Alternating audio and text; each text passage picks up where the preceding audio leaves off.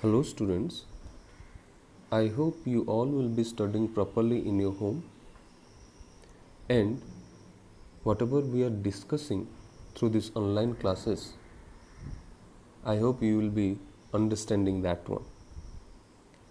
Previous classes we have discussed so many things, but today we will discuss some examples of turning effect in our daily life, which is given in your book.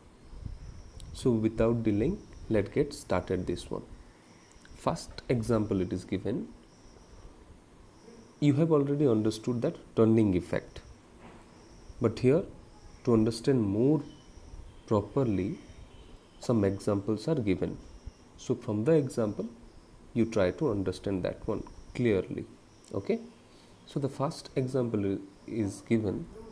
To unscrew a knot tightly fitted to a bolt, a wrench or spanner with a long arm is used. As the length of the arm is long, the force required to produce a given turning effect is smaller. So you must have seen that one. To unscrew a knot tightly fitted to a bolt, a wrench or spanner with a long arm is used. What is the reason behind that one? Because as the length of the arm is long, the force required to produce a given turning effect is smaller. A less force can be applied to obtain a greater turning effect. But what will happen if the arm is short one? Obviously more force will be required to open or to tight that bolt or knot. Okay. Second one, the steering wheels used in cars, buses, etc. can be turned by applying a force.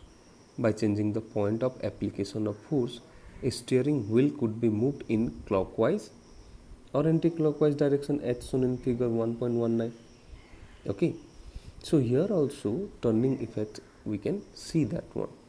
We are applying a force to rotate that car or to move that car to the left hand side or right hand side, or we can say that one anti-clockwise direction or clockwise direction. So here also we can found that turning effect of force. Okay, next one. This one is the best example. Every day you are experiencing with this example. So let us see more properly. Okay, in houses the doors are installed by hinges at one side and the handle is fixed at a larger distance from hinges. So a small force is required to produce large turning effect. You must have seen that one, that handle of the door is must be fixed at a larger distance from the door hinge. Yes, so you just see the diagram, that is figure 1.20, where is the hinge is present and where is the handle is present.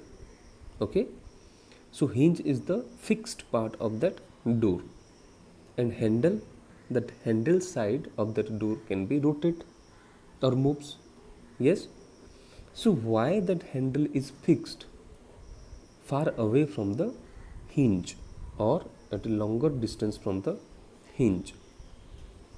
So that by applying a small force we can obtain a greater turning effect. That is the reason behind that one only. So what will happen if the handle is present just near that hinge? You will try this one in your home. You try to open or close a door by applying a force at different parts of that door. You can feel that one. On which case a less force is required, automatically you can feel that. Okay, so a small force is required to produce large turning effect. But if the handle is fixed near the hinges, more force is required to produce the same turning effect. Yes, that is the reason behind that, because of which that handle is fixed far away from the hinge or at a larger distance from the hinges. Okay, next example. The head of a screw is made wider to produce a larger torque. so the screw moves easily. The head of the screw, you have seen that one screw, is made wider to produce a larger torque. In a bicycle, the toothed wheel is rotated by applying a less force on the pedal, which is at a large distance from the axle of the wheel. What is the reason? If the distance is much more, then less force is required. At the same time, greater turning effect we will obtain. For the same reason, the handle in a hand flour grinder is provided near its rim to produce a large turning effect.